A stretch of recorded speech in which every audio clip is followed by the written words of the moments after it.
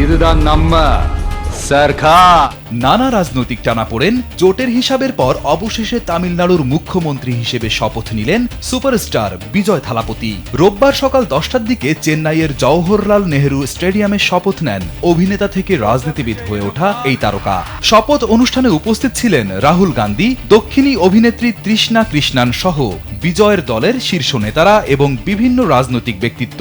গত মাসে অনুষ্ঠিত তামিলনাড়ু বিধানসভা নির্বাচনে বিজয়ের দল টিভিকে 234 আসনের মধ্যে 108টি আসনে জয় পায়। তবে এককভাবে সরকার গঠনের জন্য প্রয়োজনীয় আসন না থাকায় শুরু হয় জোটের আলোচনা। টানা কয়েকদিন বিভিন্ন দলের সঙ্গে বৈঠকের পর কংগ্রেস, ভিসিকে ও মুসলিম লীগের সমর্থন নিশ্চিত করে বিজয়। জীবন অবাক না করলে কে করবে? 28% মিল্ক ফ্যাটের অবাক করার সাথে ফ্রেশ মিল্ক পাউডার। জীবন অবাক করুক প্রতিদিন। তবে দুইটি আসন থেকে নির্বাচিত হওয়ায় একটি আসন ছাড়তে হওয়ায় সমীকরণ আবার জটিল হয়ে পড়ে। তখনও তার জোটের আসন সংখ্যাগরিষ্ঠতার জন্য প্রয়োজনীয় সংখ্যার নিচেই ছিল।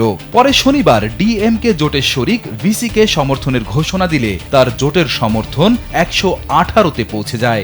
এরপর মুসলিম লীগ আরও 2 আসনের সমর্থন দিলে জোটের মোট সদস্য সংখ্যা দাঁড়ায় 120 জনে। এরপরই রাজ্যপাল আরলেকার আনুষ্ঠানিকভাবে বিজয়কে সরকার গঠনের অনুমতি দেন এবং তামিলনাড়ুর মুখ্যমন্ত্রী হিসেবে নিয়োগ দেন। প্রায় 60 বছরের মধ্যে এই প্রথম ডিএমকে বা এআইডিএমকে ছাড়া অন্য কোনো দলের নেতৃত্বে সরকার গঠিত হল তামিলনাড়ুতে। জি জোসেফ বিজয় এনম নান